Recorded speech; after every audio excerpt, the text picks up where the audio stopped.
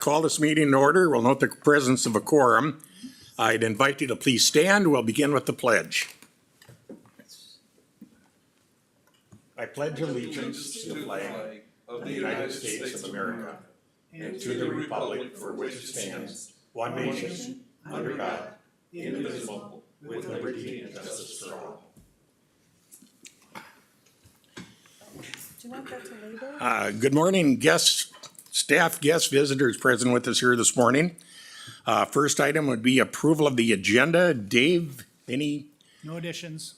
Dave, commissioners? If not, motion to approve as printed. So move, Mr. Chair. Motion to that effect by Commissioner Westerland, support. Support. A motion supported by Commissioner Sample. Any discussion? Hearing none, all in favor say aye. Aye. Oh, We have one commissioner attending online. As a result, we have to do roll call votes. Commissioner LaVisca, we'll start with you. Aye. Commissioner Westerland, aye. Commissioner Sample, Aye. Commissioner Carney, Aye. and I will support the motion also. Motion prevails, the agenda is approved. Are there any comments or requests from visitors this morning? Do we have any citizens' public comment? Third last call. Are there any comments or requests from visitors? Hearing none, we will proceed to the consent agenda, of which I would entertain a motion.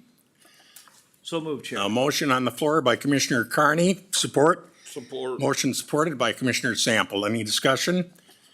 Hearing none, we'll call it. Commissioner Westerland, Aye. Commissioner LaVisca, Commissioner Carney, Aye. Commissioner Sample. Aye. I too will support the motion. The motion prevails. Consent agenda is hereby adopted.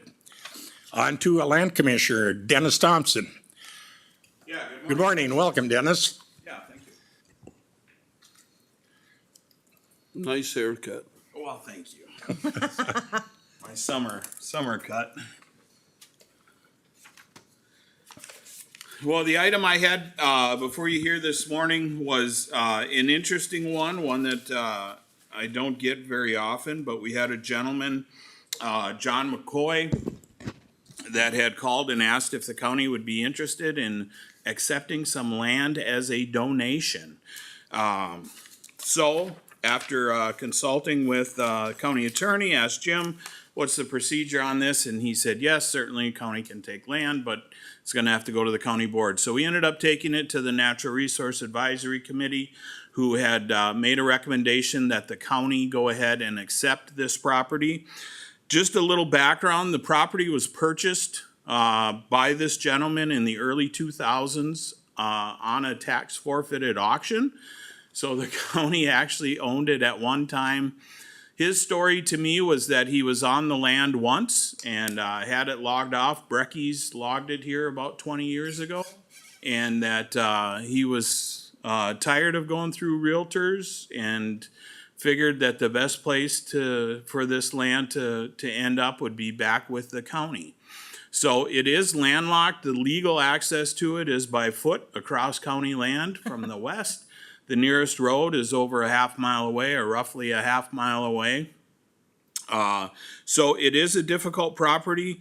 Evidently neighbors not interested in it, and his wishes were that he donate it to the county. There's some summary information you see there as far as the estimated market value of the property, the yearly taxes that are paid on it if it were to remain on the tax rolls. There will be certainly timber harvested on this land. It won't be for another 20 years, but certainly there'll be a return for the county with that. We also talked with Hogan Township to get their thoughts on it as well, and they were okay with this being donated to the county, seeing that there would be an effect to the township with this being in public ownership. So that is kind of a background on the property. I would also like to add, we try to balance if we do get or have acquisitions, whether they're donations or or fee title purposes or fee title purchases, try to balance that out a little bit with putting land up for sale. A year ago, we had some land up by Hill City that a landowner had requested that we put it up for sale. We took a look at it. It was classified as non-conservation, and we went ahead and put it up for sale. We have 2 other parcels that we'll be putting up in January down in Aitkin Township. So roughly 100 acres that someone had requested, asked if the county would consider putting that up for sale.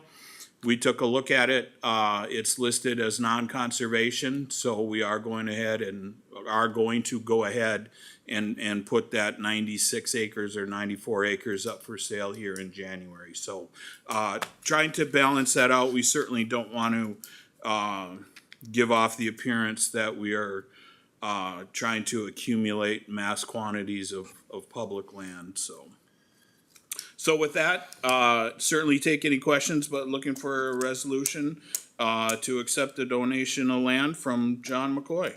Prior to any resolution, are there any questions? Commissioner Sample? My question, looking at this, if we take this back, would we ever be able to sell this?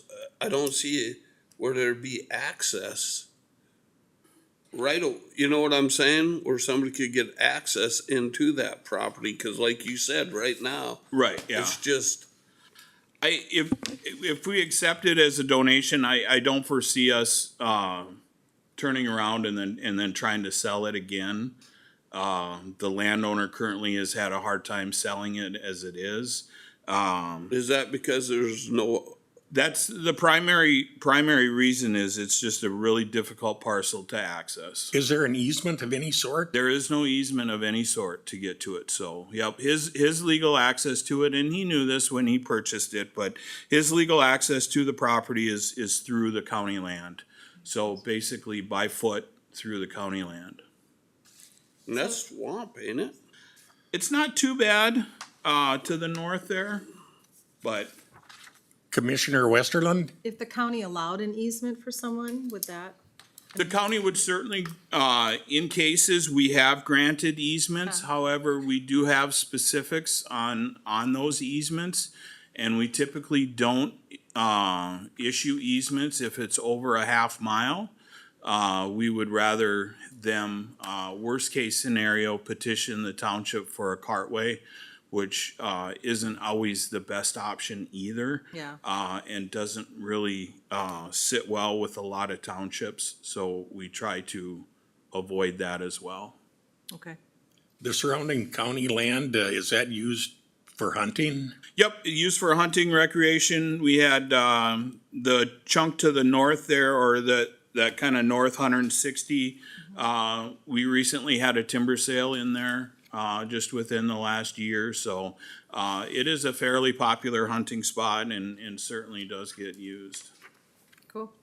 Michael? Thank you, Chair. One question on that. You were talking about by getting this land, you could also look at changing some other land for sale or whatever.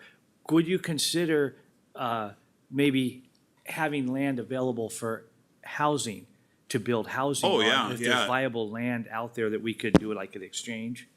If there's Okay. opportunities for that, yeah, yep. Thank you. Thank Yeah, you. we certainly have a portfolio of non-conservation land that would be available should opportunities arise. Okay, thank you. Commissioners, any further comments, questions? If not, you've heard the recommendation. I would entertain a motion.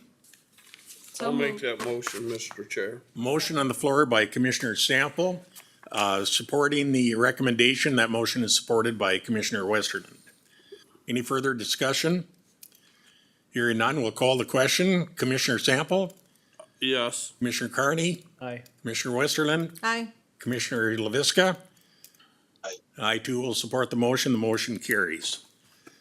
Thank you, DJ. Yes, thank you, commissioners. Thanks. Commissioner LaVisca. Oh, yes. Yeah, yep, so the Big Wolf Site Works has been staging in the pit. They're located by Jewett. staging some materials and has been gearing up to get back out into the woods. Their 20-foot footprint path through the woods has been cleared. There's some additional stump grinding and some other work that needs to be done in with that. The county has been busy with the punch-ins. 99% of the lumber and supplies has been ordered already. The low bid for that came in from Redbeard Lumber, which I believe is down in Isle. So, and the majority, the biggest boardwalk or punch-in is about 2,000 feet, 2,100 feet. And there's about 500 feet of that has been completed already. So pounding away on the nails and getting that boardwalk in. STS crew was gonna come out last week, but we weren't quite ready for them yet. We needed to stage some wood, some lumber and some stringers in certain spots so that when they did get on site, they would be able to move quickly. So all of that is staged where we need to be and looking forward to this week, might even be today, I'm not sure, to have STS come out and start working on that wooden boardwalk. So that's what the land department has been working on, has been that boardwalk. And then the company that has the contract for the construction will be, or has been back on site staging some materials and gearing up for their work as well. So we have a little bit of money left through the Widseth contract for their engineering stuff. I think that initial agreement, they have about $25,000 left to spend.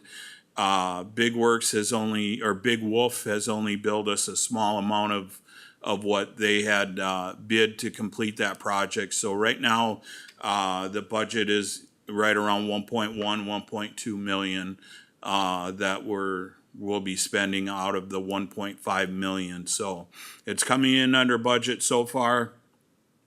We have all of the permits are in hand except for one, which is a take of an endangered species. It's actually a marsh plant, and we're expecting that to be issued here within the next week or two from DNR Eco Waters. So moving along quite nicely with it. Other than that last permit, yeah, like I said, all the other permits have been taken care of. The replacement banking credits have all been lined up and taken care of. So pretty much just the boardwalks and then Big Wolf Site Works coming in to finish it off. So Thank you, DJ. yeah, yep, Thank you. Yeah, thank you. Appreciate it. perfect, yep. On to economic development, Mr. Mark Jeffers. Welcome, Mark. Good morning, Mr. Chair, Commissioners. I'm here before you today with two agenda items, both of them being grant recommendations from the Economic Development Committee to award. The first section is for the Business Development and Recreation. This is the annual grant that goes towards building tourism, getting events and things like that, helping support those type of events. These will be the last ones for the business development. That closed out on May 31st, so you won't have to hear from me on business development until next year. But three different grants the committee is recommending to approve. Ripple Sippy Music Festival here in Aitkin, which will be part of the Riverboat Days, and Hill City Lions Club on the 4th of July 5K event up there for their celebration, and the McGregor Chamber with the Wild Rice Days are the three that we are requesting or recommending approval to award those grants. And I'll take questions on that if there's any. Commissioners, any questions? Again, as Mark referenced, this was unanimously passed by the Economic Development Committee. I'll make a motion to approve. Motion on the floor to set effect by Commissioner Westerland. Is there support? I'll support. Okay, that motion is supported by Commissioner LaVisca. Any further comments, questions, discussion? Not, we'll call the question. Commissioner LaVisca? Aye. Commissioner Westerland? Aye. Commissioner Carney? Aye. Commissioner Sample? Aye. I too will support the motion. The motion prevails. Thank you. Yeah. And the second agenda item is for the revitalization grant. We've had a number of those come in. Remember, those are structural improvements, signage, different things to upgrade buildings and the look of the property. We've had a number of those coming in. The grants that we're recommending for approval, the first one is Cornerstone Custom Homes and Wausau Homes, new building down in South Aitkin that they put up. They're gonna do a nice little entryway. It's really gonna look sharp down there when that's all completed. So we're looking at that. Larson's Barn is looking to do some upgrades on some signage and some different things inside their facility as their wedding venue improves. So we're looking for 5,000 on that. And then Two Rivers Event Center is the new owners of the 40 Club Event Center. They'll be doing a bunch of remodeling inside and doing some new signage with Two Rivers Event Center. So looking at those three, again, the Economic Development Committee recommends that we approve those. So requesting your approval on those three grants. Commissioners, you've heard the recommendation. Is there a motion? I'll make that motion, Chair. Motion on the floor to set effect for approval by Commissioner Carney. Support? Support. Commissioner Sample supports that motion. Is there any discussion? On the Two Rivers Event Center, the Independent Age had a very nice article. This was an entity that had come into town with another proposal that circumstances didn't allow it to follow through. But this, I believe, is going to be a great thing, a win-win-win for Aitkin and Aitkin County. With their talent, with their expertise of bringing in class acts. Further discussion? Call the question. Commissioner Sample? Aye. Commissioner Carney? Aye. Commissioner Westerland? Aye. Commissioner LaVisca? I too will support the motion. The motion carries. Perfect. Thank you. Thanks. Hey, Mark. Thanks very much, Mark. Yes, sir. Mr. Chair, if I may, how much money do we have left in that fund? We have just over, what we've allotted for this time is just over 9,000. And we've received 2 more applications that are asking for the 5, so we'll have to make some decisions as we move forward at the next meeting. But yeah, we've got about 9 grand left of what we allotted for this time. All right, thank you. Yep. Thank you, Thanks. Mark. Have a great day. Thanks. On to one of our feature presentations. Morning, Jim. Jim Bright. Good morning. Morning. Well, I am standing before you to ask for approval on bids and quotes we received for the boat and water building. This is gonna be 4 separate motions, as I understand it, one for each. We will start out with the building itself. We had 7 bidders that bid the project. Rice Lake was low at $548,700. And then we had 3 other bids that were, actually 4 other bids that were very close, in relative to that. So you like to see that when you're bidding things, because that lets you know that you're in the ballpark. Everybody was competitive. So, I have talked with Rice Lake, qualified their bid. We talked through, made sure everything that they needed to bid was in there. They were good with their bid. So, I am recommending the approval of the Rice Lake bid of $548,700 with the stipulation. I would like the approval for the bids, but we will not award the contract until we get an extension from FEMA, which has been, we have applied for. We just haven't heard back that it has been completed.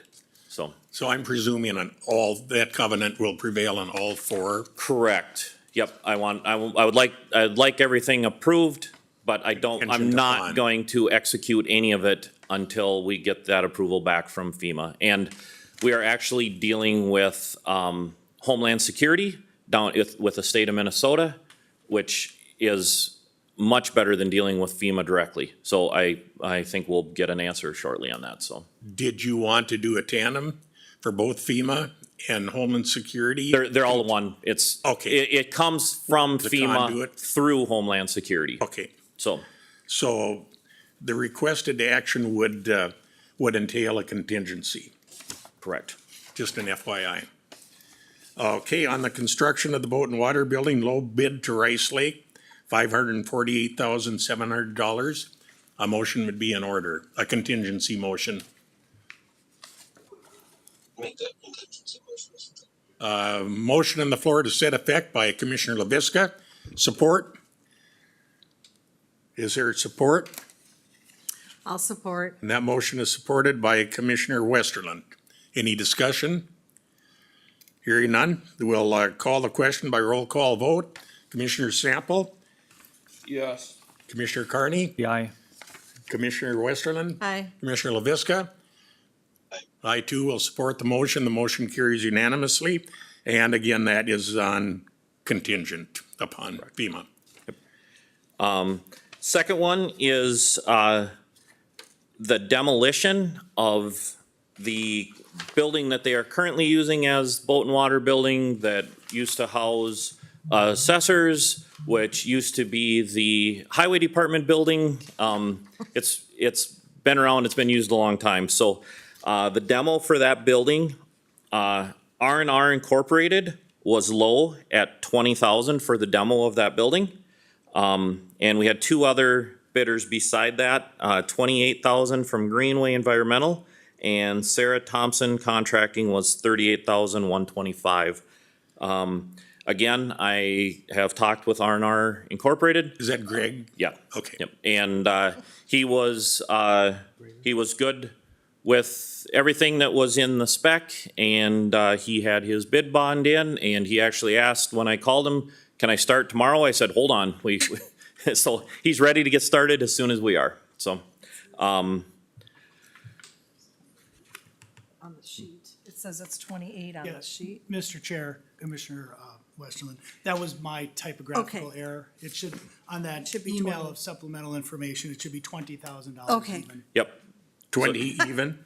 Yeah, 20 even for R&R Incorporated. On the other page. Yep, if you look on the On the actual bid bid specs. tab, Yeah. Yep. Right it here. is the 20. Just a point of Just wanted to information. make Got it. sure. Yeah. Yep. Okay, you've heard the recommendation. A contingency motion would be in order. I'll make a motion to approve R&R for 20,000 contingent on whatever you. The FEMA. We have a motion on the floor to set effect made by Commissioner Westerland. Support. And that motion also is supported by Commissioner Sample. Is there any further comments, questions, discussion?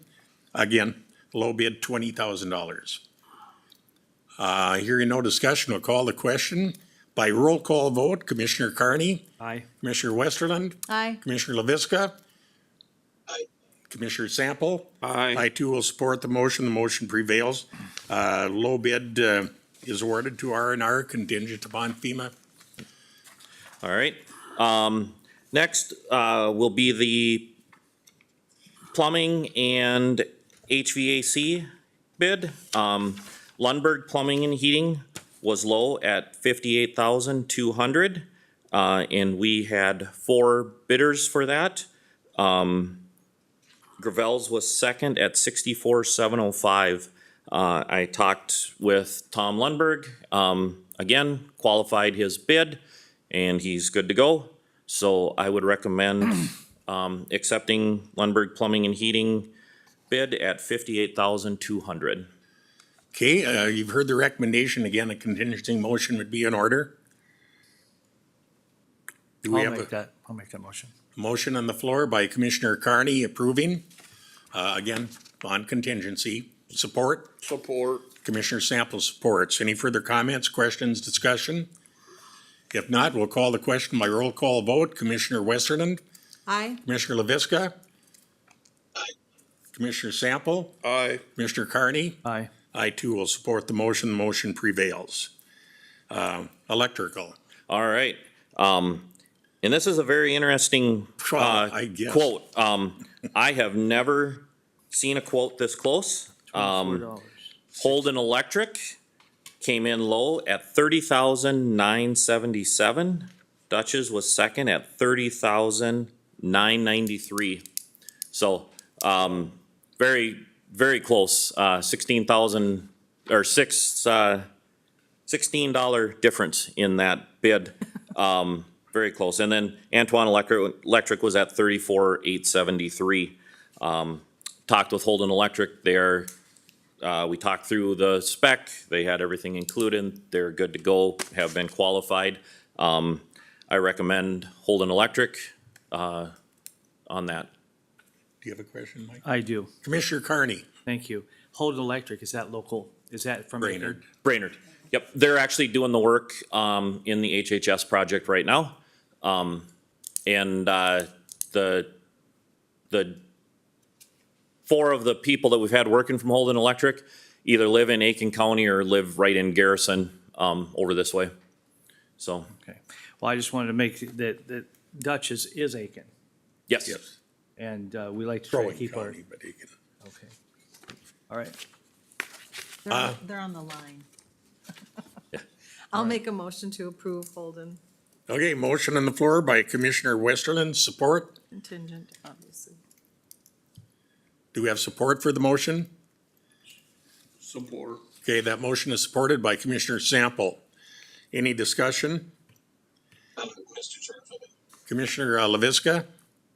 So, Correct.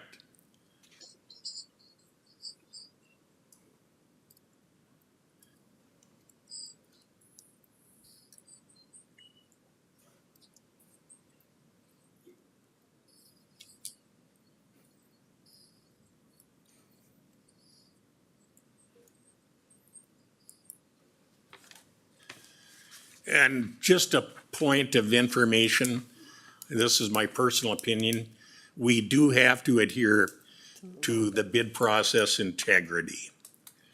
And I don't think that's something that we want to, Well, if I might, Chair, I understand the bid process entity, but there's nothing stating that you have to go and you're required to go with the lowest bid. There's nothing statutory that says you have to go with the lowest bid, especially when a bid is that close. You know, and we have had feedback from our constituents that it always seems like businesses out of the area get the contracts, they get the bid. You know, and with this one being so close, that, I mean, I think we should take pause and think about it before just, okay, we're gonna take the lower bid. The one. Have the discussion. The one thing that I would caution with it is if this is a precedent we set of not taking, then we shouldn't go out and ask for any bids outside of Aitkin County. I mean, if that's what we're gonna do, because, if I tell Holden they don't get it as being low bid, I don't know how much interest they're gonna have in bidding the next two projects at the fairgrounds or any other projects that we have that come up. That's my concern. it's maintenance of the integrity of the process. Yep, and the thing is with these three bidders, I would have been happy with any one of them getting it. I've worked with all three of them. They're great contractors to work with. They go above and beyond every time I've worked with every one of them, so. All right, thank you. And in some cases, the one that may not get it, the second one or whatever, may be hired by the primary contractor as a sub. That happened in the Health and Human Services building. Yes, it Thielen did. got the heating and they hired Lundberg's to run all of the hot water mains and all of that stuff, so that does happen. Right, Chair, I And just I appreciate the certainly conversation, respect- thank you. Respect the intent of your comments. Further discussion? Not, we'll call the question. Roll call vote. Commissioner Sample? Aye. Commissioner Carney? Aye. Commissioner Westerland? Aye. Commissioner Leviska?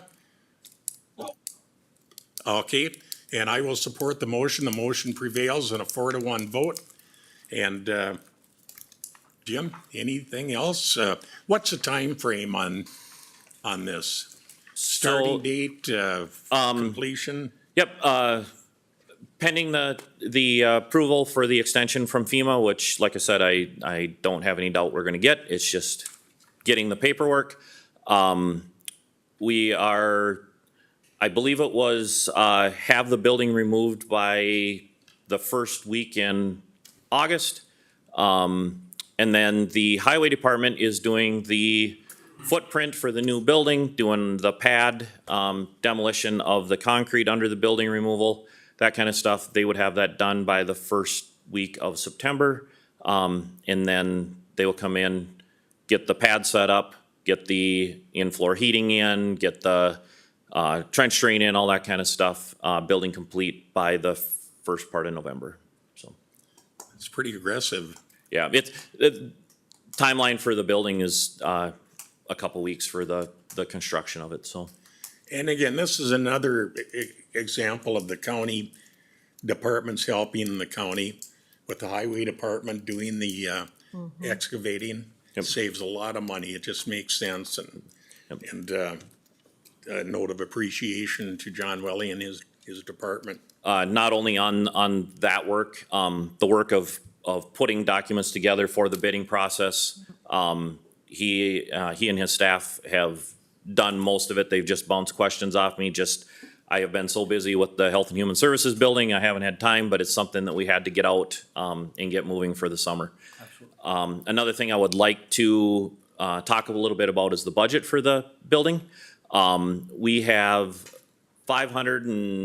just under 504,000 that came from FEMA and insurance. That's what we currently have. There's I think there's 10% that FEMA holds back until the end of the project that we get back.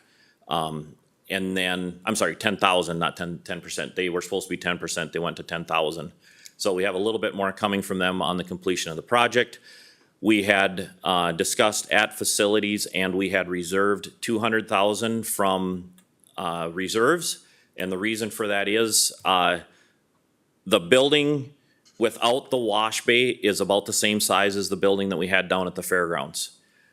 The wash bay is extra square footage, which FEMA isn't gonna pay for, and the heating of the building and that stuff, which we knew going into this bid was not gonna be covered from FEMA. That's why we had that extra contingency.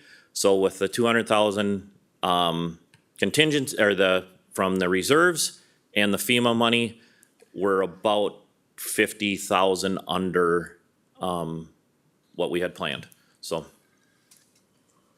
That is great. Yep, but that is why it is, when you're looking at these numbers, you're wondering why the building's more. It's because the building is about 1,000 square feet larger to accommodate that wash bay. That wash bay will have a pressure washer in that gets to 140 degrees. And the reason for that is for the aquatic invasive species, for boat and water, so they can take off the vehicles and boats and trailers, so. And then that wash bay will be used by the county. I mean, it'll be for motor pool, the sheriffs, their deputies can use it for their vehicles then, because we currently have no place to wash vehicles inside, so. This is a little off course, but this possibly could tie in with AIS. AIS is in the process of decommissioning or getting out of the decontamination high pressure water. I don't know, it's just a discussion for a Is future. that the DNR or just the AIS group? AIS. Yep. AIS group. So, And then you've got yep. updates. Yeah, update on HHS. We are just getting some of the final touches on the building. There is an open house tomorrow afternoon. It will be from 3 to 4:30 for county employees, and then 5 to 7 for the public, with a short ceremony at 6 o'clock.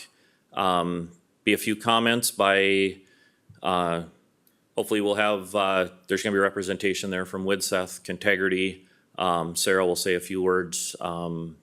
So yeah, there's just a little presentation, and then we will be moving people in sometime the week of the 22nd. If you remember last time I said we were gonna be moving people in the week of the 15th. I rejected the tile floors in the bathrooms of the building. They just don't look good. The grout lines don't line up.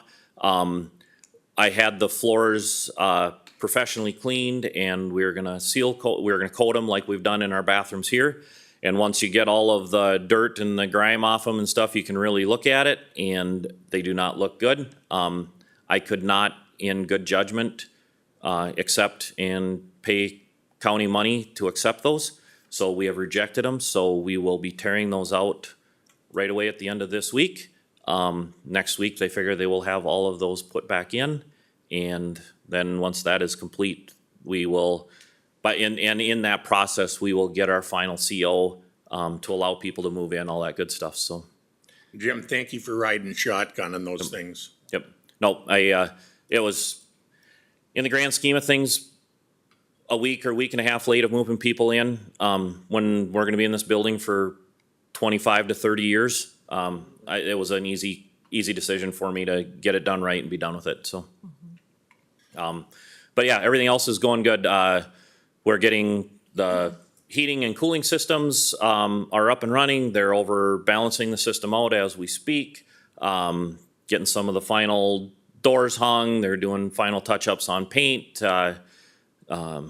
My staff has been over there cleaning, and that is if you've ever been in a construction clean, there is not anything that is worse, because you clean it and you walk by it 10 minutes later and you would swear you've never been there. But it just takes time. So, yeah, we're getting through that. Out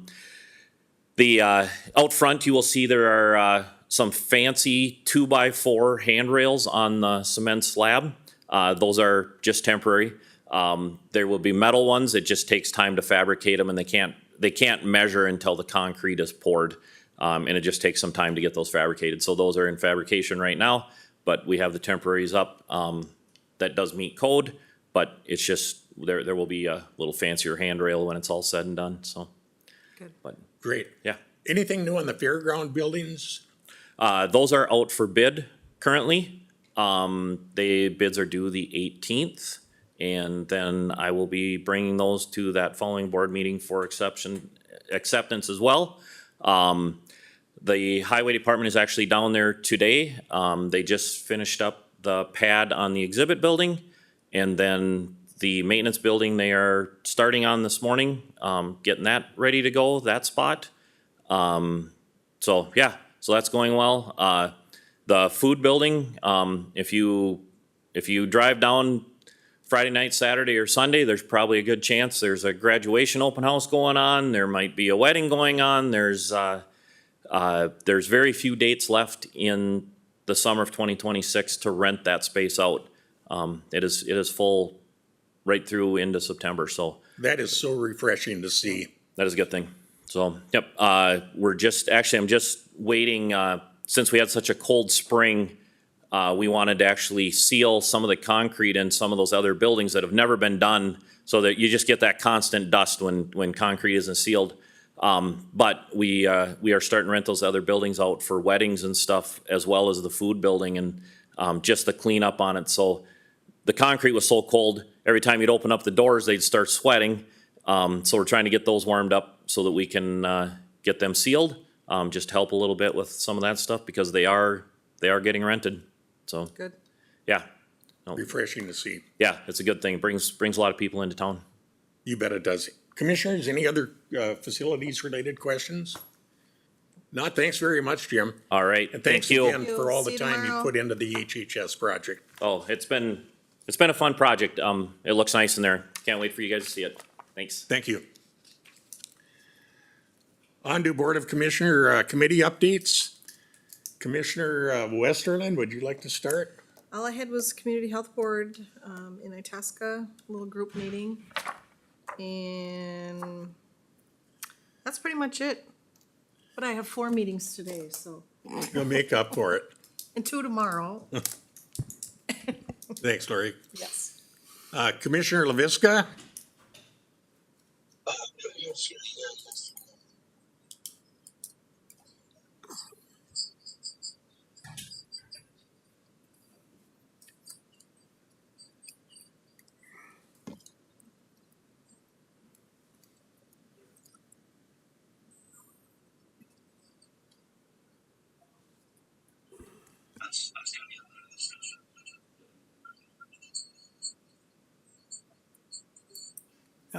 Mr. Chair, so in the library district, there are 5 cities that have a maintenance of effort requirement separate from the county maintenance of effort. 4 of those cities are in Aitkin and Pine counties. And so Commissioner LaVisca and Pine County Commissioner Roger Nelson and I met with the city administrators from those cities to just learn about the history of that. And there is a provision in statute that says that a city that is taxed by a county for library services should not also be taxed by the city for that maintenance of effort piece. And so it appears that our cities might be being double taxed. And additionally, those cities provide the buildings for libraries. And so I appreciate Commissioner LaVisca and Nelson's interest in just understanding this and making sure that how the library district is operating is fair for everybody. Mr. Chair, if I may, Commissioner Sample. there's a big thing going on with the McGregor Library, where the city who owns the building wants to move City Hall in there. Commissioner Sample.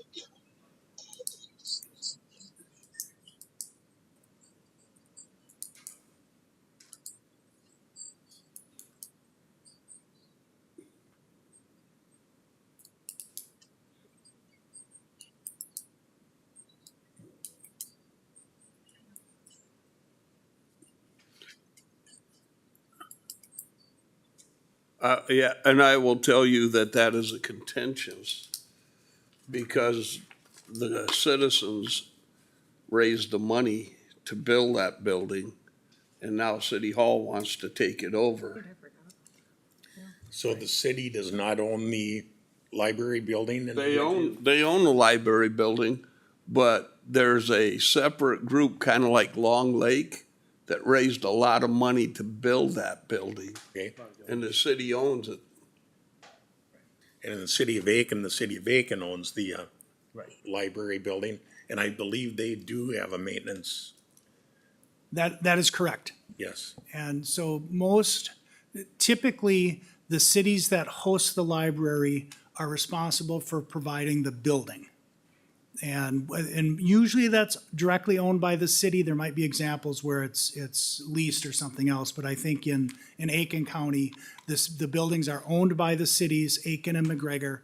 And then McGregor is having some significant budget discussions, and they lease space for their city hall. And as I understand it, they're trying to figure out a way to eliminate the need to lease that space and use the building that houses the library to house City Hall.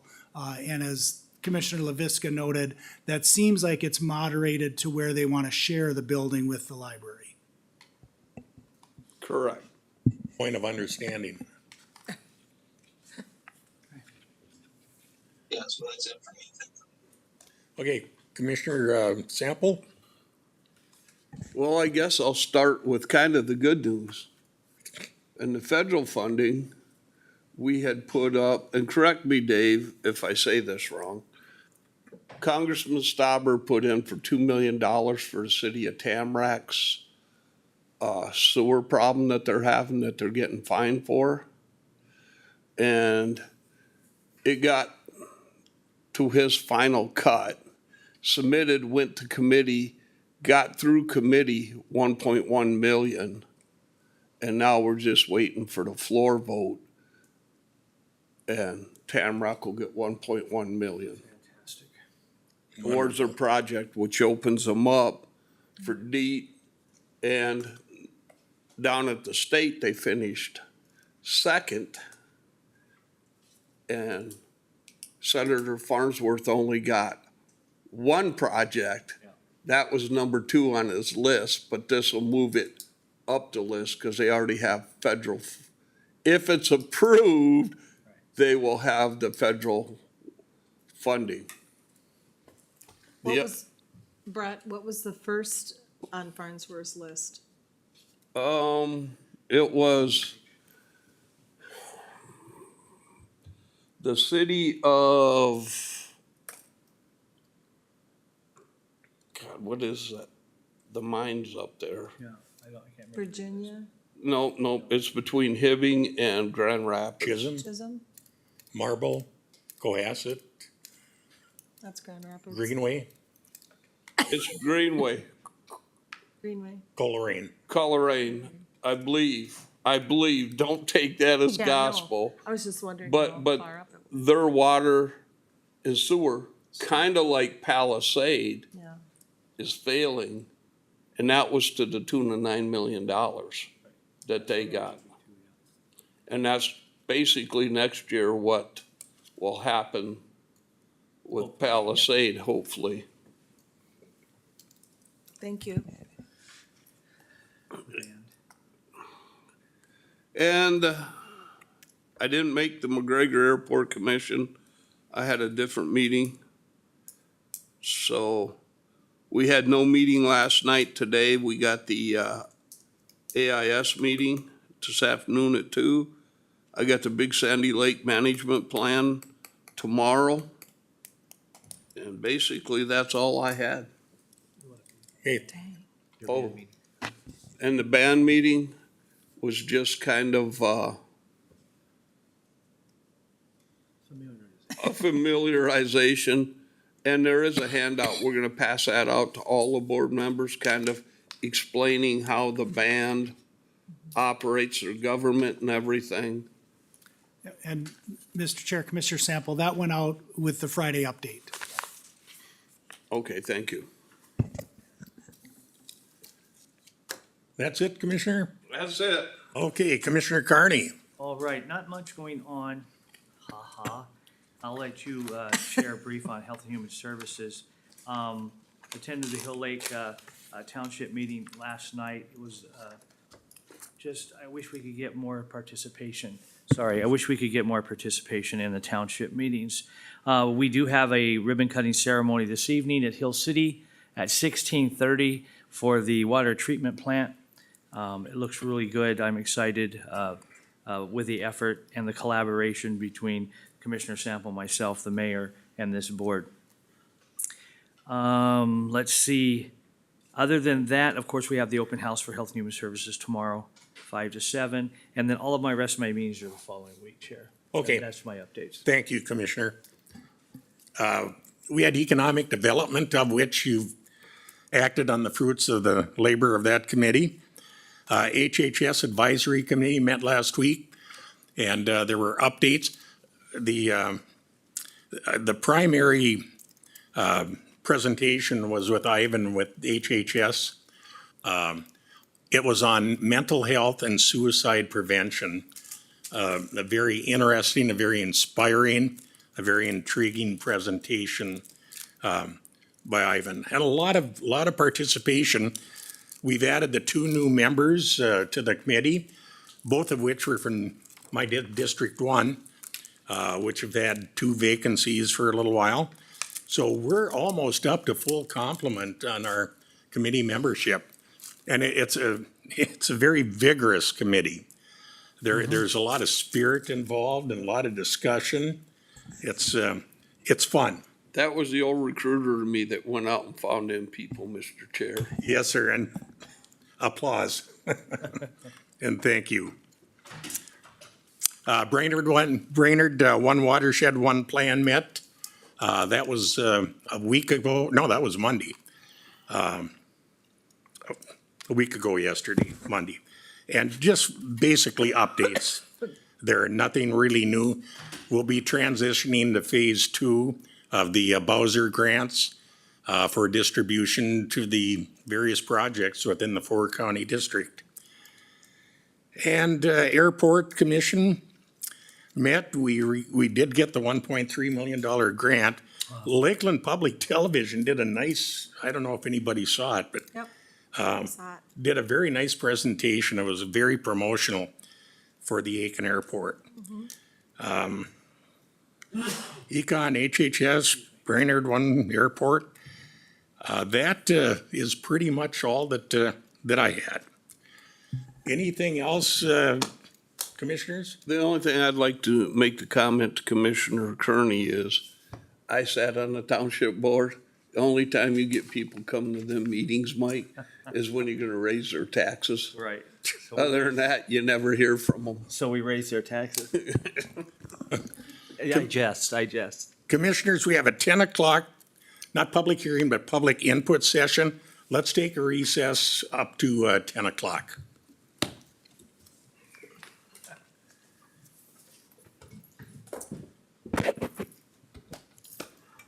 Morning, Andrew. Good morning. Morning, Andrew. Yeah, they cut their, funding from 2 to 1.1. sir. Good to see you. Yeah. Federal.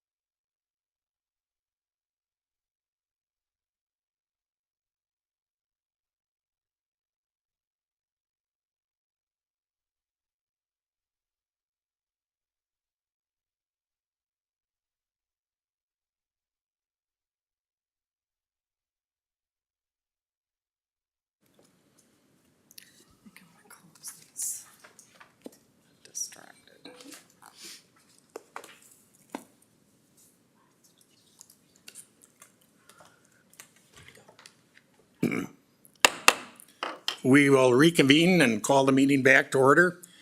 The next item on the agenda would be the public input, not a public hearing per se, but a courtesy public input session regarding the Elm Island Lake proposed RV park.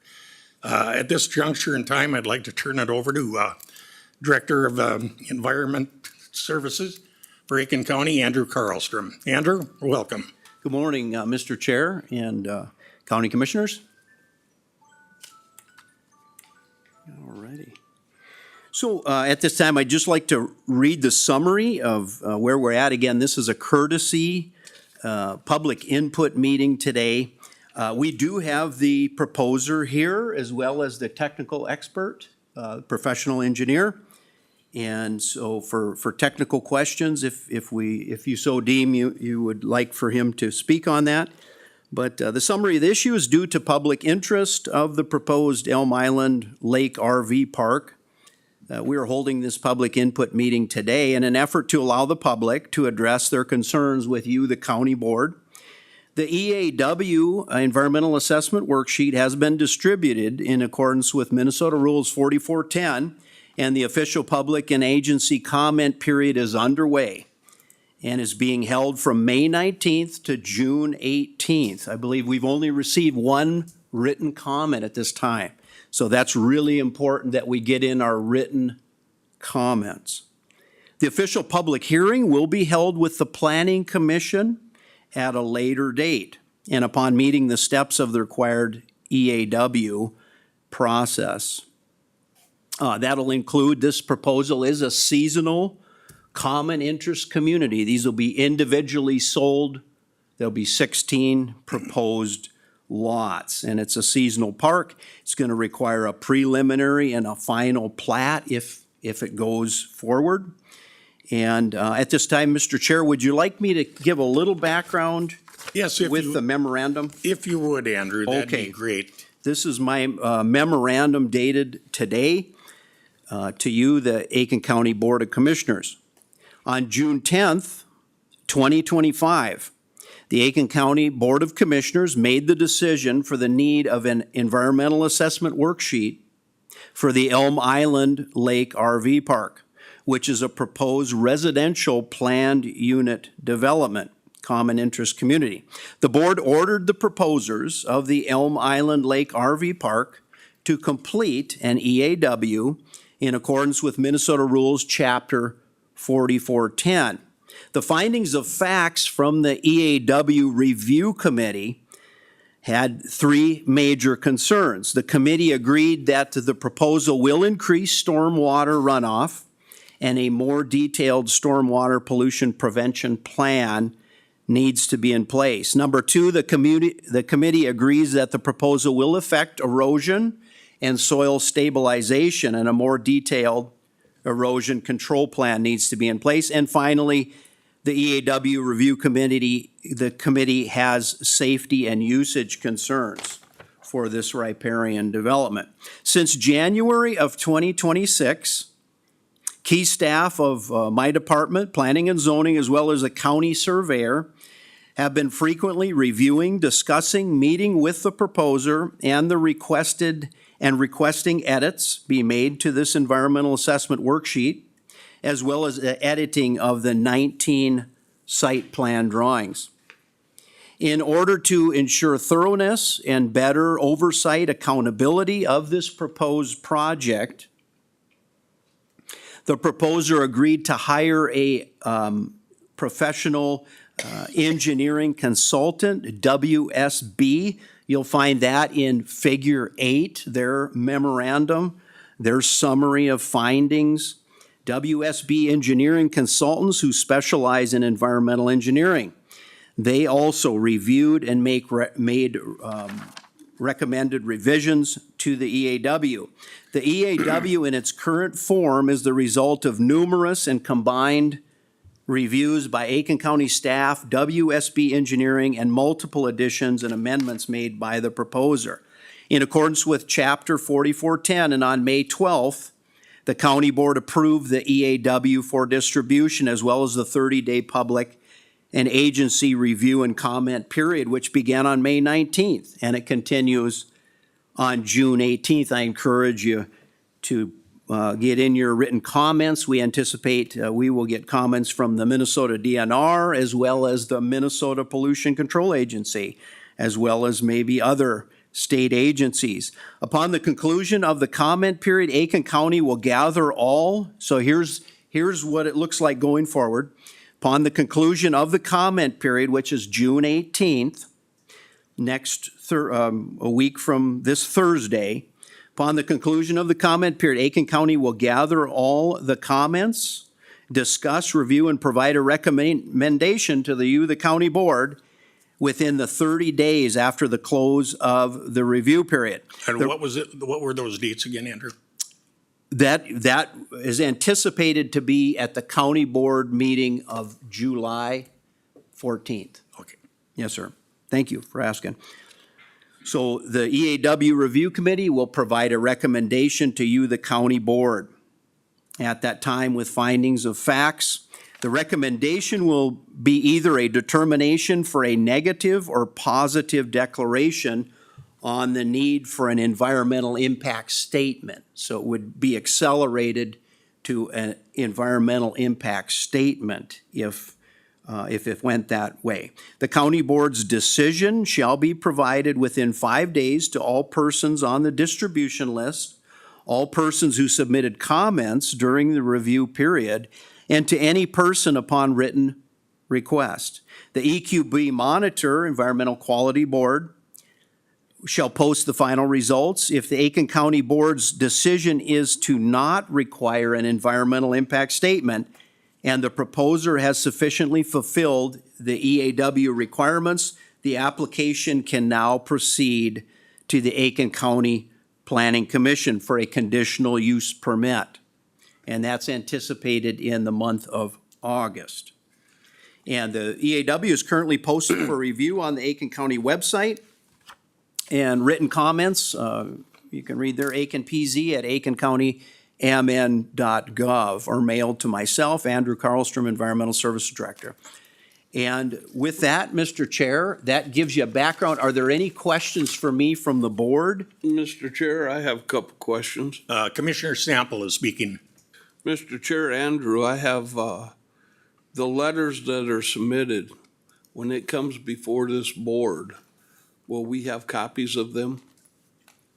Yes, I Just to can. look, I would like to have them a week before the 14th of July, just to go over and read the comments and the concerns, to include the letters from the DNR, the comments from them and the MPCA, along with the residents for or against. Thank you. Yes, so you want written paper copies? Okay, I want hard copies. okay, sounds good. Thank you. Thank you, sir. Any other comments, questions from the commissioners? If not, we will open up this public input session. Again, it's a courtesy public input session. We will be adhering to the comments and citizens' public comments rules, and that is posted up on the board. And if you want to review that, we will be adhering to that. Again, this is strictly public input. Pursuant to the rules, no discussion, no debate. No decisions will be made, as Andrew pointed out, no actions today. Again, strictly a courtesy public input. And I would ask, many of you may have conversed earlier, but we would ask that if a lot of people are going to say that materially the same thing, if you could appoint a spokesperson, just out of courtesy and for the efficiency of the meeting. So with that, again, we'll be adhering to the rules. We would open it up to public comment. I'd ask that you approach the podium and state your name and where you live.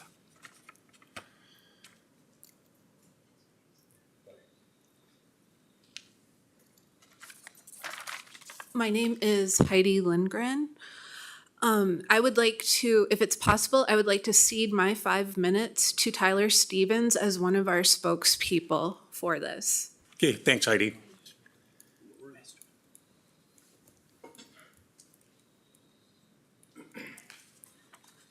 Hi, my name is Tyler Stevens, as Heidi had just ceded her time to me to speak. So I actually had planned to get my submitted comments in earlier. I did just submit them late last night. So I do have copies that I can share with you. I don't know if you have a preference to read those or if you would prefer that I kind of walk through the document together. It's lengthy. Great, thank you, Tyler. I'll hand them out. Is that okay? Yeah.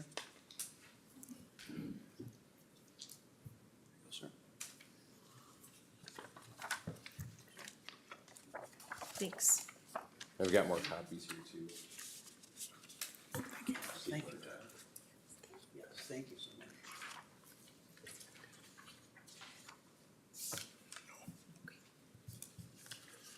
So in the interest of time, I'll try to run through what is here written in a timely manner, but also wanting to make sure that I can effectively convey everybody's concerns. And I know some people want to add some things that I won't address.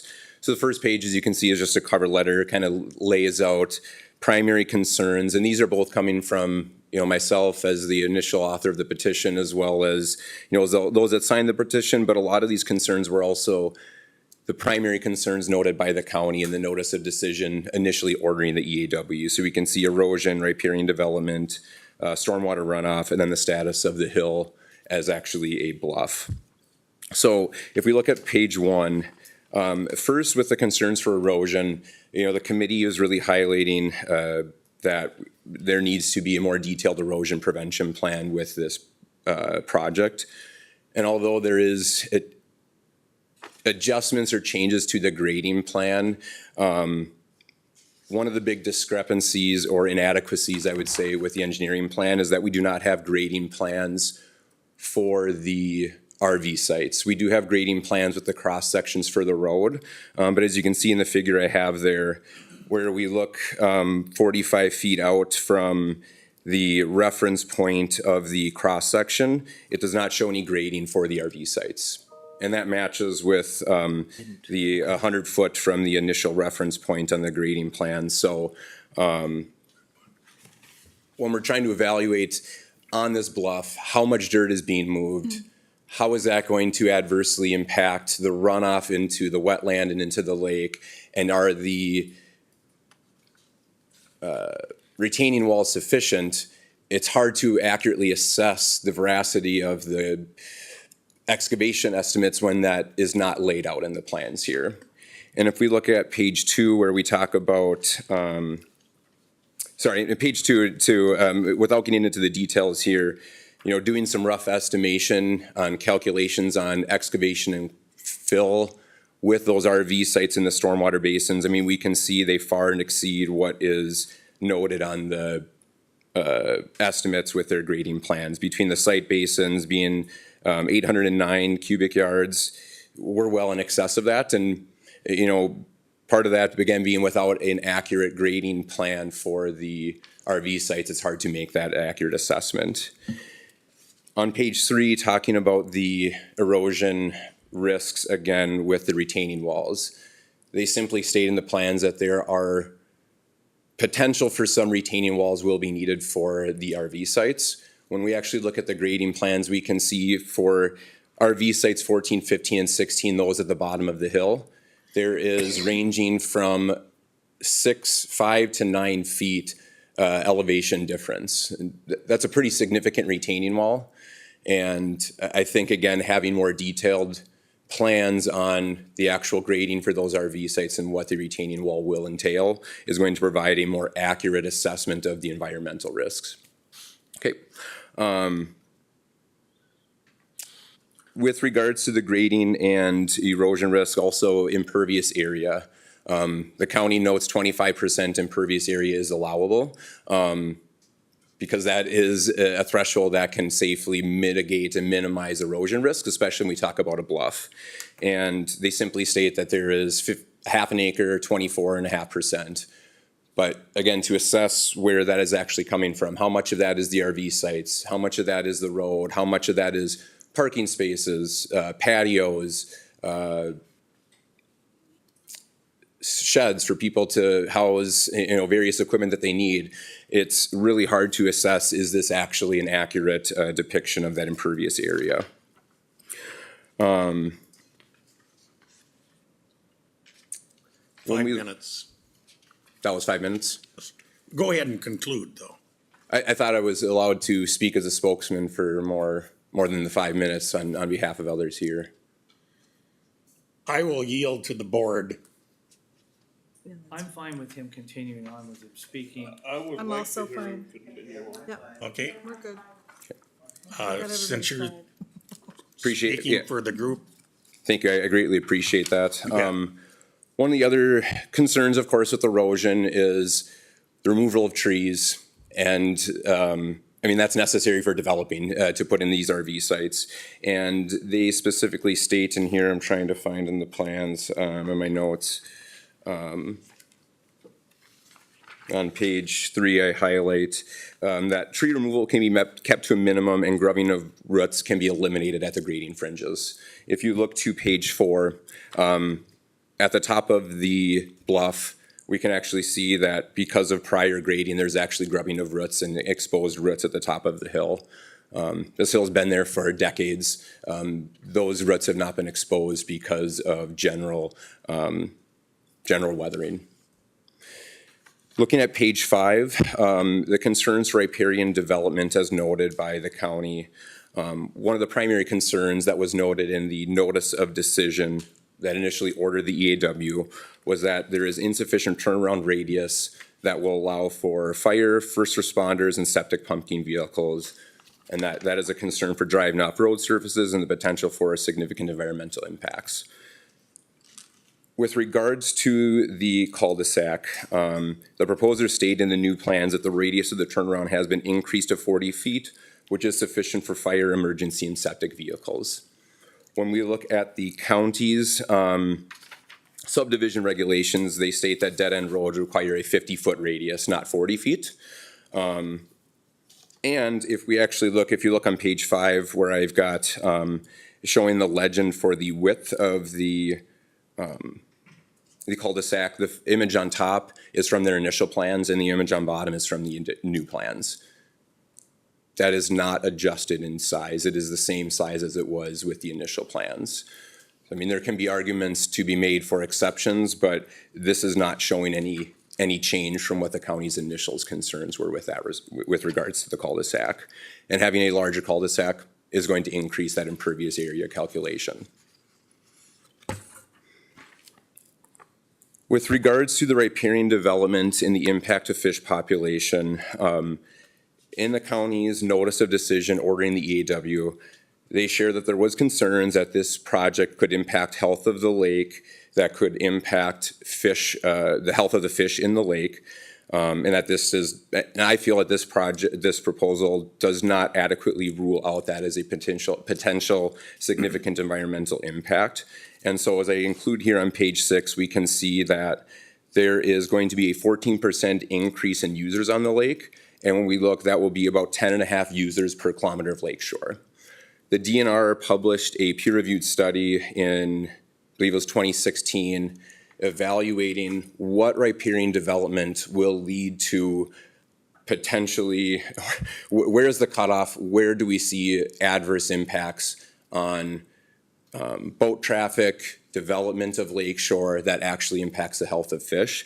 And their determination that when, as a surrogate marker, 10 docks per kilometer is where we see that there are significant detrimental effects. And I've got a screenshot there from one of the figures in that study that shows pretty clearly when you get above that threshold, there is a significant drop in the fish IBI score, which is an indicator, a metric for the health of the lake and the health of the fish as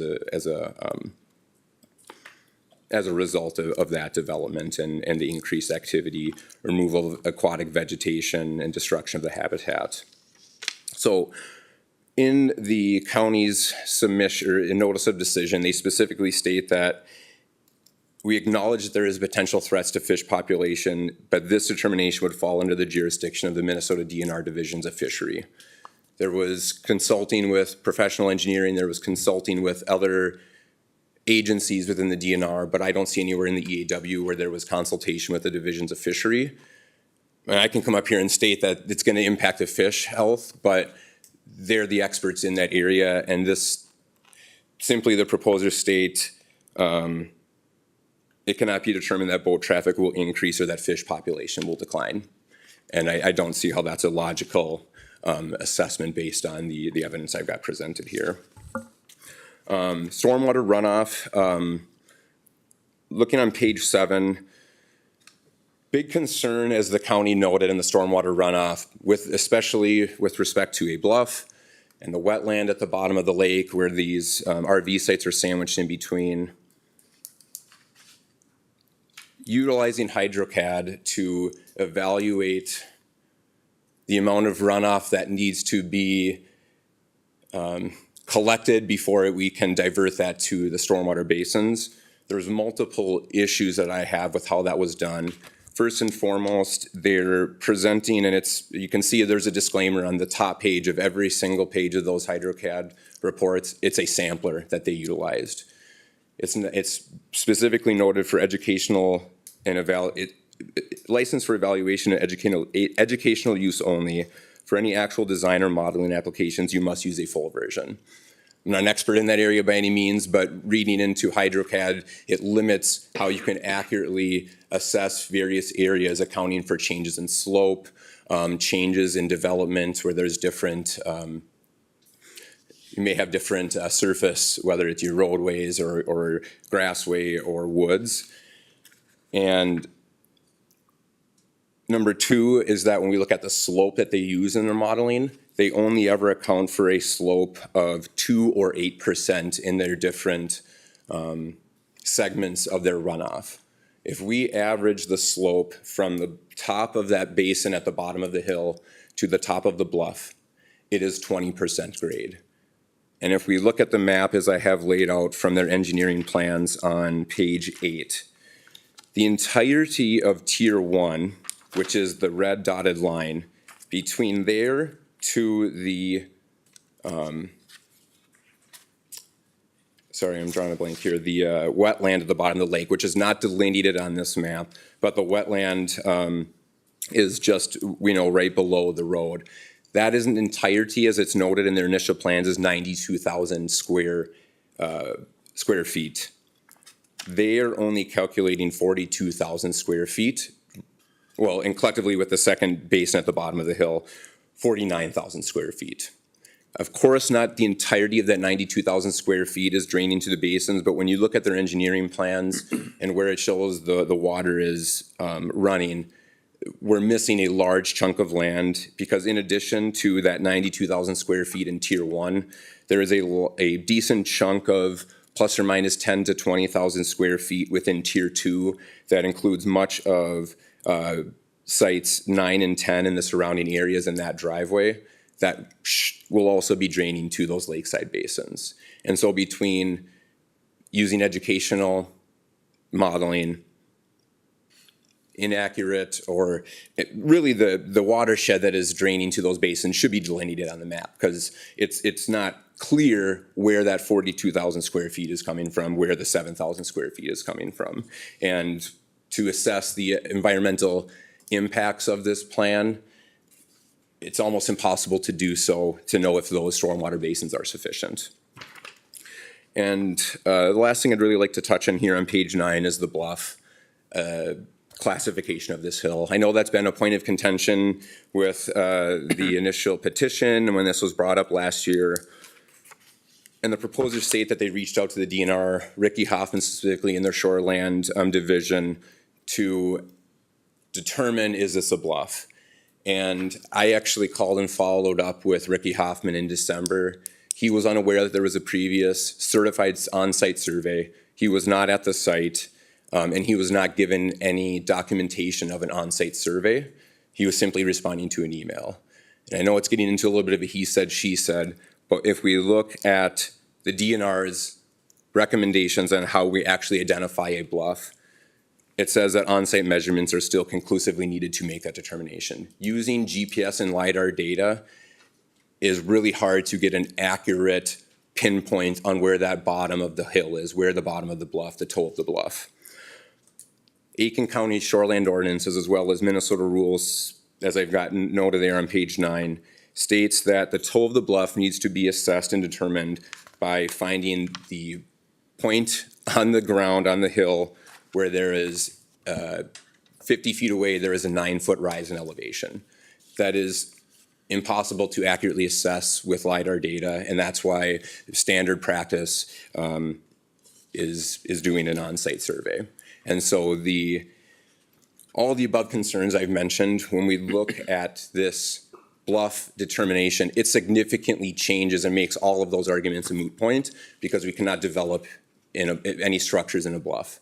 And when we get to looking at, is this hill 29.5%, is it 30.1%?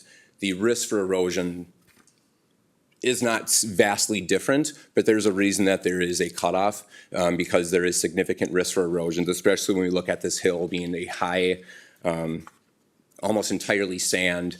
It's a much greater risk for erosion than other soil types. And looking at page 10 and 11, just for some perspective, highlighting where these RV sites are in respect to the bluff area. So on page 10 shows the initial, and this is included in the initial proposal that was submitted for the CUP last fall, or last spring. And that is a signed certificate of survey by Terry Bentley in 2009, who we can see where the bluff area is delineated on that survey.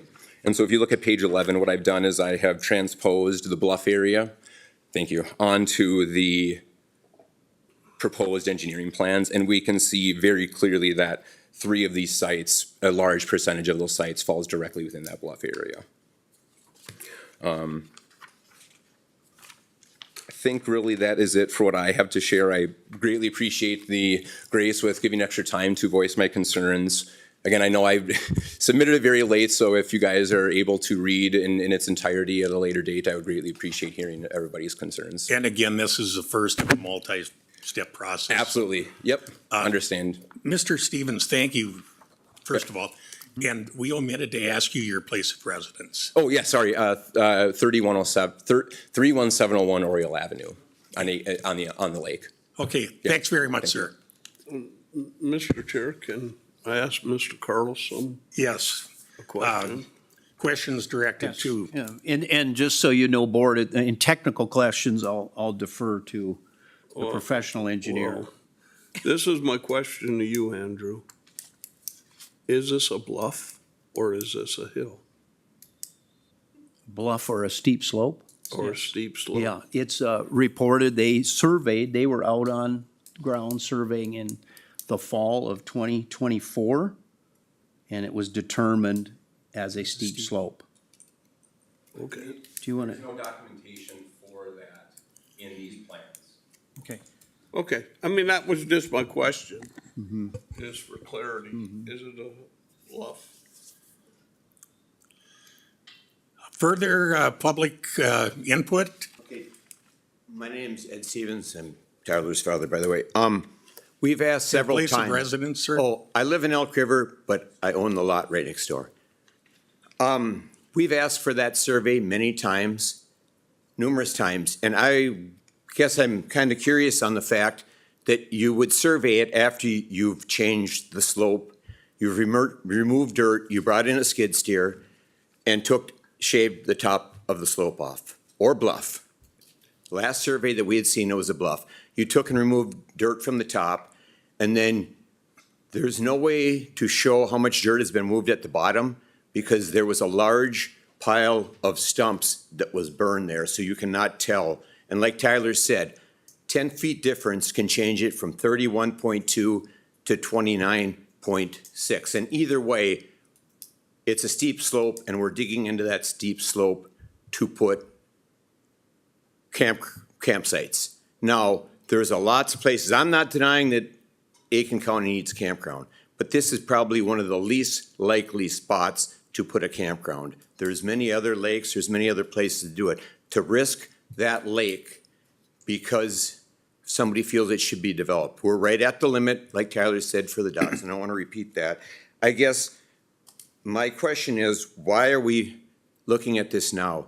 They used a software plan that is not made for this. It's made for educational purposes only. Andrew asked why we haven't submitted in a written response, because we're having a hard time finding an engineering company that will respond to an educational-only program. They have to go through and get measurements and do the whole thing. Unless this is put on a professional, something that is meant for a plan instead of just education, how can we submit answers to it? That would be, and one more question I have, the holding tanks. They say they're having holding tanks. I think there's no real comment. If they're too high and empty, they could freeze, they could crack from the outside in if they're empty, and if they're full, they could crack from the inside out, expanding against soil that isn't frozen. There's no real comments on that. I guess it's really a concern. If I was a homeowner, they wouldn't let me put my holding tank there. I can't even have a holding tank, but yet we're gonna put 6 holding tanks that close to a lake. I guess I'm just wondering what the benefit is for the lake. Thank you for your time. Oh, one more slight thing. I would like to know where the extra 10 boats are gonna go. If I purchased a lake lot, I'm gonna put a boat on the lake. Everybody's gonna want a boat on the lake. There's 6 slips. Now people say, well, we won't allow them to. Well, if you go there and look, I suggest everybody should go and look. Right now, there is a boat on shore. It's been there for the last 5 to 10 years. Nobody's cared whether the lower unit is leaking oil. Sometimes it's moved. For years and years, it hasn't moved. If the owner can't respect that lake right now, who's to say after it's sold that anybody will respect it? Thank you for your time. Thank you for your comments, Mr. Stevenson. Are there any further public comments? Yes, I ma'am. need glasses. Good morning, Commissioners. My name is Regina Fisher, and I'm a full-time resident at 31761 Oriole Avenue. And I want to thank you for the opportunity to address our concerns today. We really appreciate it. As a resident of Aitkin County and Elm Island Lake, I am deeply concerned about many of the discrepancies and lack of detail in the environmental assessment worksheet for the Elm Island RV Park. While I recognize that there are personal and emotional reasons for residents to be opposed to the campground, our primary concern is the health and safety of our lake and shoreland. Today, I'm going to use my time to share with you my concern over just one point, and that is the proposed dock. Elm Island RV Park is proposing a 200-foot permanent dock with 6 boat slips. That means the dock would not be removed at any time and would be a permanent part of Elm Island Lake. The way that they would install the dock is most likely by using pylons, which are jackhammered into the bottom of the lake to support the weight. This often is done during winter months as well. If any of you have seen the proposed area of the RV park, it is a very shallow bay surrounded by natural shoreline, wildlife, and abundant fish habitat. The EAW does not explain how this dock would affect the environment surrounding the dock. Last year, we brought to your attention that the DNR indicates that 10 docks per kilometer is where significant detrimental effects to fish communities and habitat are expected to occur, due to the removal of aquatic vegetation and woody habitats and direct destruction of habitat from boat traffic. I believe further information shared by Tyler Stevens goes into more detail about this. The proposed dock does exceed this threshold. The Minnesota rules about docks and access in public waters states that you may not place a dock or other structure in public waters if the structure is detrimental to fish or wildlife habitat. I would ask you to require the developer of the Elm Island RV Park to provide additional information in conjunction with the Minnesota DNR and fisheries on how the dock they are proposing, with its lake bottom and shore effect, as well as exponential increase in boat traffic, will affect the habitats and livelihood of Elm Island Lake. Whether this be an addition to the current EAW or requiring an environmental impact statement. I also encourage you to look at other discrepancies and lack of adequate information brought to your attention today and through letters regarding the EAW, such as insufficient sewage holding tanks, inadequate runoff and erosion plan, and lack of detail in the EAW about the development and maintenance of the RP park. I ask you to require further assessment into these areas to ensure good stewardship of Aitkin County's land and water resources. Thank you, I appreciate your time. Thank you, Ms. Fisher. Further public input?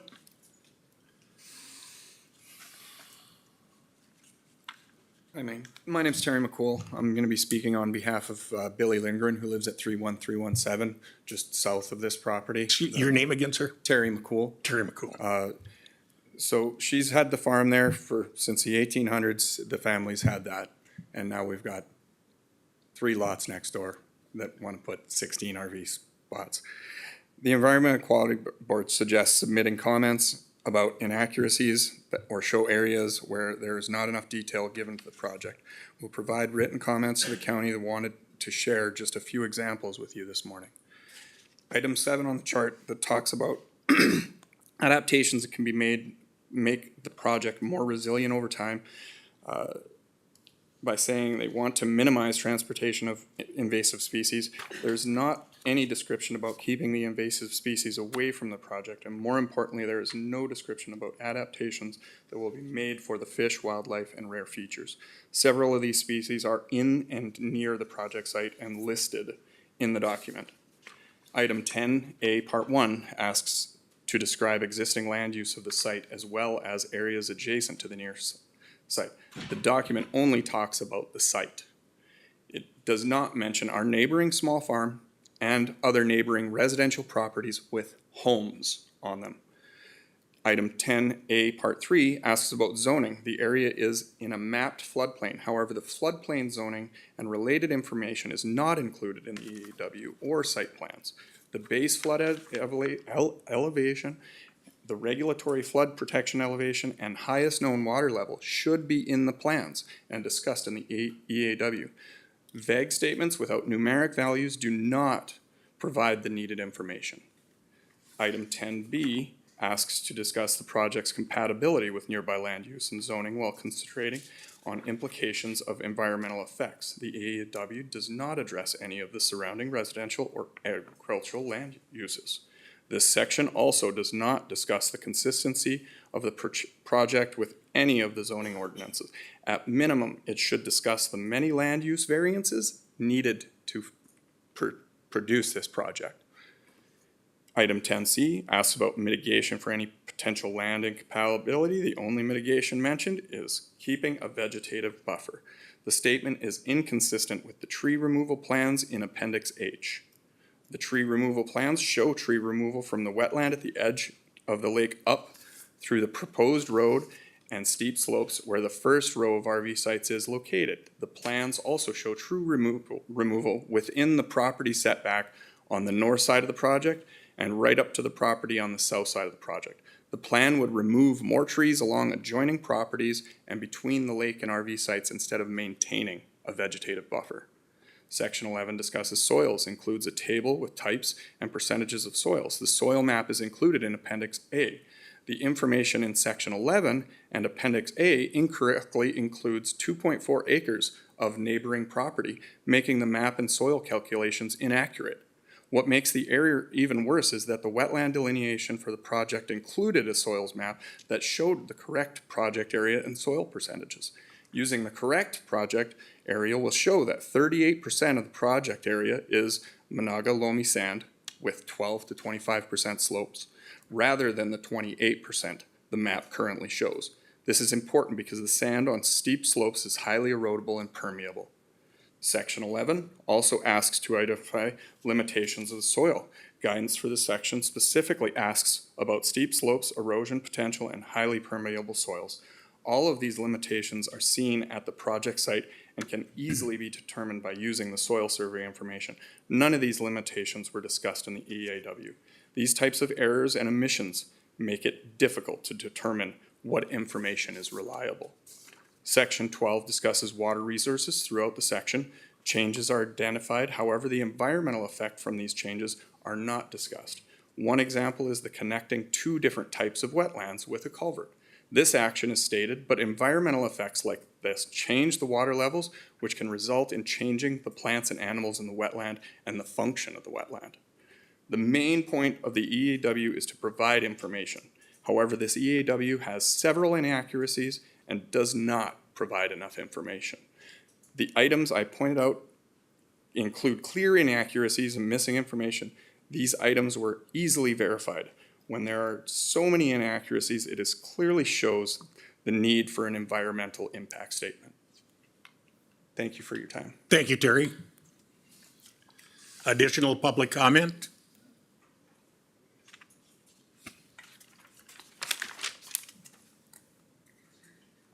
Hi, I'm Ellen Bleck. I live at 37894 309th Street.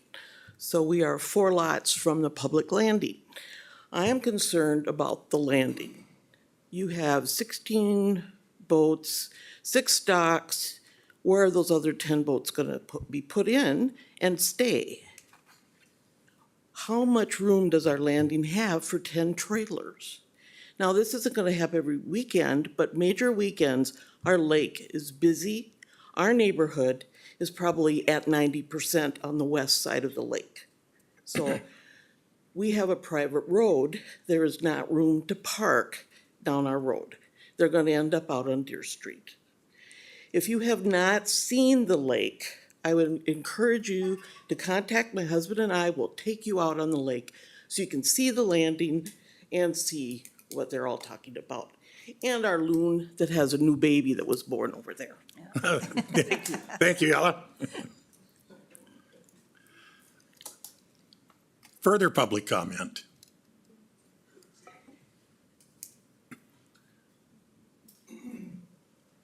Hi, Chris Stevens. I live in Elk River, but have a lake lot on 31701 Oriole Avenue. I guess I'm just gonna touch on one real quick point. There is nothing in the plans on where they will park cars, boats, trailers. They have their lots laid out, however, and stuff, but there is nothing in that plan. So again, that's not complete. Where are they gonna put that? That's gonna create more impervious coverage. So those will change. So yeah, there's no designated area in that spot. The bluffs or wetlands is all that's available. So again, plan is incomplete with that. Thank you, Chris. Further public comment?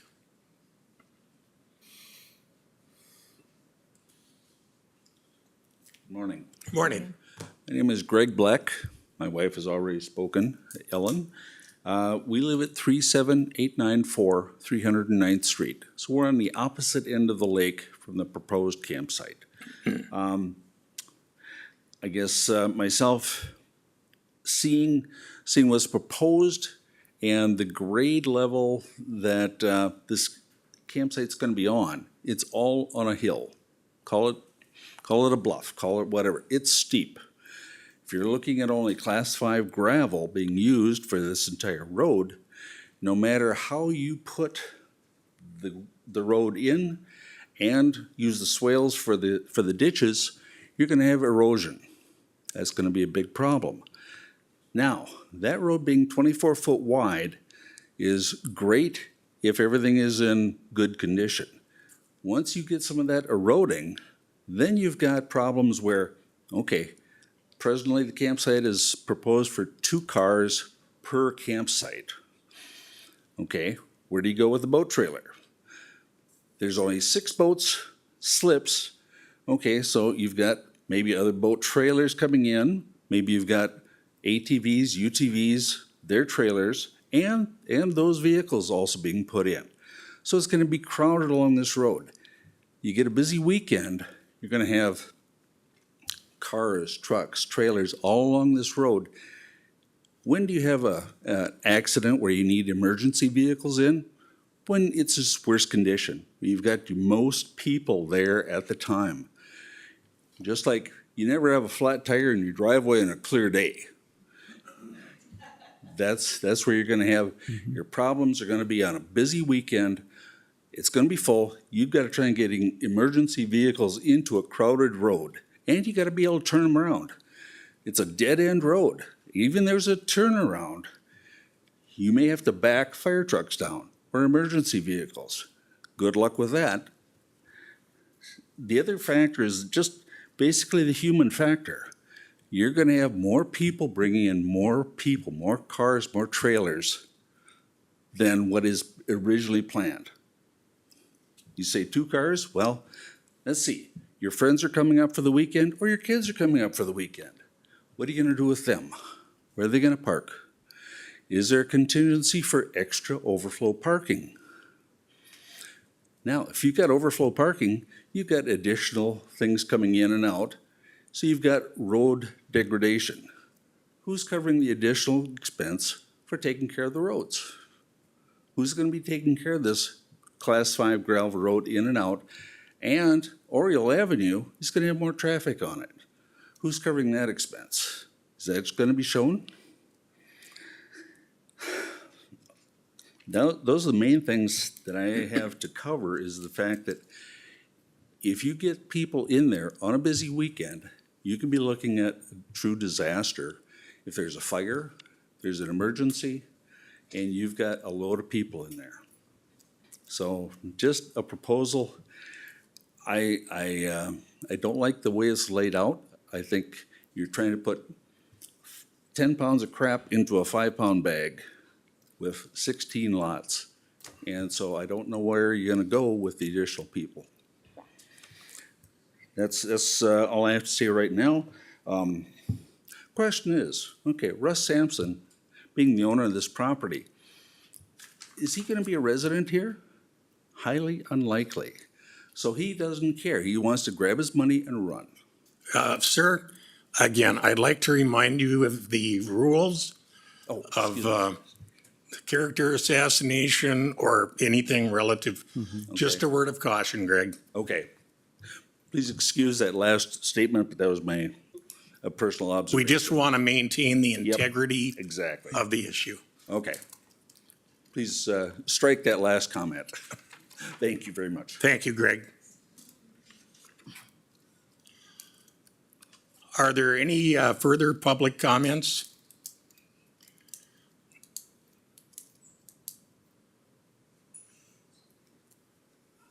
Good morning, I'm Kay Despard. I live at 36882 313th Lane, Aitkin. We're on the point down by the island, if you've been on the lake or seen the lake. As we came out this morning on 313th Lane, there are 2 other cars that I know came out that same road. We were the first, and there was a garbage can from one of our neighbors who are only up on the weekends that was tipped over. I said, we're not stopping now, we'll have to get it on our way back. But we live there, so we'll pick it up. And my concern is there anybody at this campsite that will be aware of those kinds of things? There's no mention that I saw about garbage. We have a motorhome, we've camped. I don't know if any of you have, but if you've been at a campground, as the gentleman said, lots of people come in. If you've got a campsite, they come to visit. And consideration for what would be wetland and you shouldn't park there would be something that I would be very concerned about, because if they don't live there or have any real attachment except as a guest, they're not aware and they don't care, is my opinion. So I'm concerned about garbage, I guess, somebody overseeing the site and being aware of what's going on. Jet skis are another concern. So we've talked about the fact that there are 6 dock sites and more boats probably, and then there's jet skis. And where do they go? They're gonna not have a space to go except up on the shore. Again, an erosion consideration. Thank you. Thank you, Kay. Are there any other final comments? Just one. I know it was already up. Could we see a copy of that? I know we've asked several times and we haven't, that survey. It was done in the fall of 2024. Yes, I have sent it to you in the past, but I'll send it again. I know. Yes, sir. I'm pretty sure I haven't received it, but I Okay, would Roger. looking forward to that. Are there any final comments?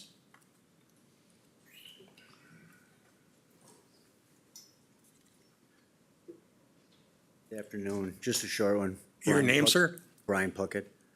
Brian? Brian, Brian. 36866 313th Lane.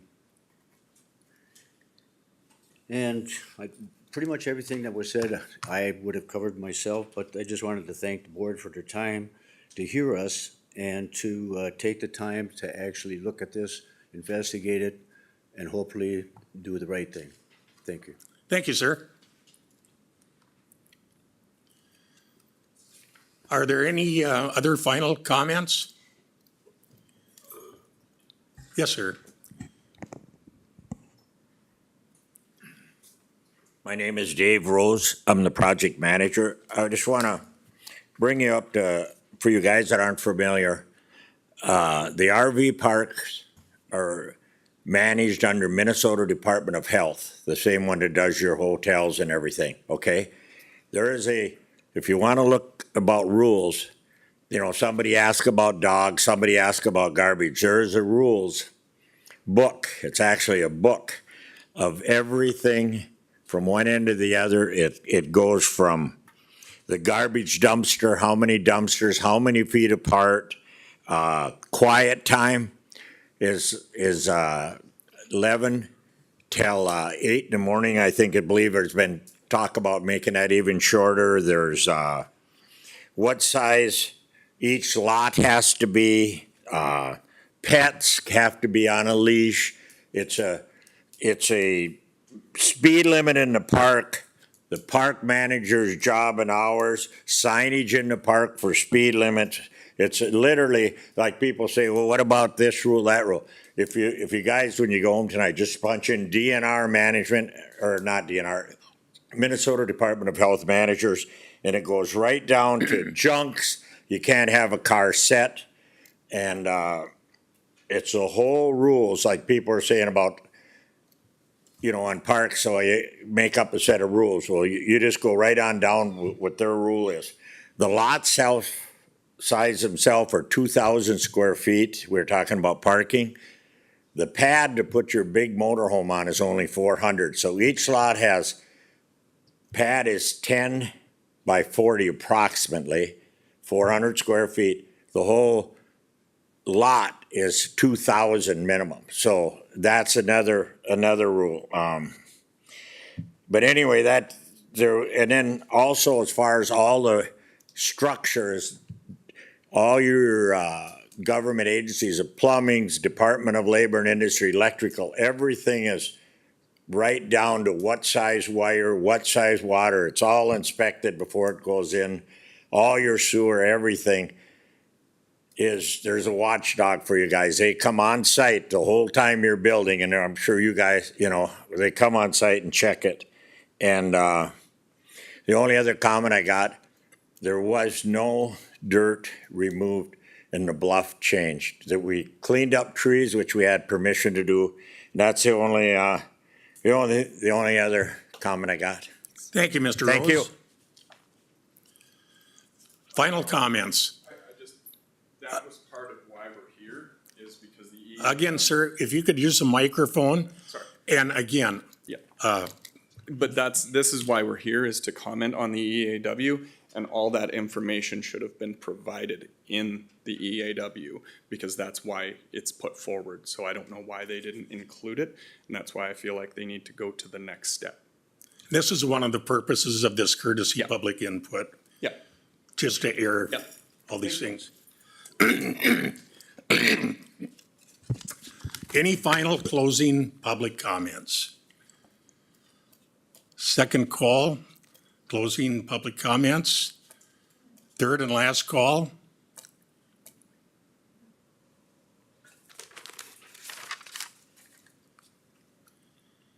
I guess the comment. Again, your name and Oh, I'm sorry, Chris Stevens, Elk which River, Minnesota. you've spoken before. Yes, I have. The rules say one time, but go ahead if you can be sorry. brief. Okay. I don't want to be disrespectful to other people. I guess my concern is with stipulations of what Mr. Rose was stating about, you know, quiet time and all of this. But once those lots are sold, there is no campground person running that RV park. That is individual 16 lots individually owned, who is gonna control those bylaws that they have set aside? Thank you. Final public comment?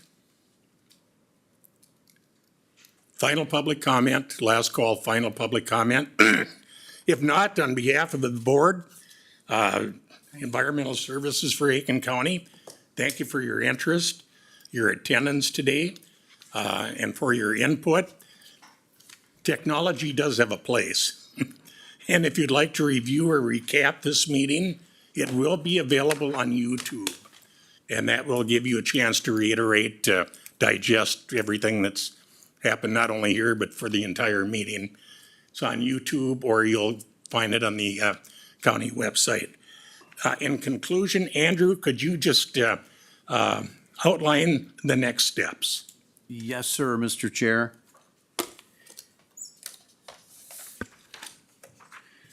So the next steps, once the comments are closed on June 18th, we will assemble the EAW Review Committee to review all the public comments, the state agency comments. And I am hoping, my plan, tentative plan, is to request a meeting with you, the county board, on July 14th to the regulations in chapter 4410 say within 30 days after the close of the review period, the RGU, the regulating governing unit, that's us, Aitkin County, shall determine a negative or positive declaration on the need for the environmental impact statement. The record of decision shall include specific findings of facts supporting the decision. So that's what it will be. You, as the county board, will decide if this goes forward or if it's going to need an environmental impact statement. So does that suffice, Mr. Chair? Yes, commissioners? Yep. Thank you very much, Andrew. You're welcome. Again, on behalf of the board, thank you for your attendance today, for your input, and for your interest in this endeavor. With that, we will, the board is going to proceed into closed session under Minnesota statutes. Mr. Chair, if I can make a comment, isn't America great? Yes, it is.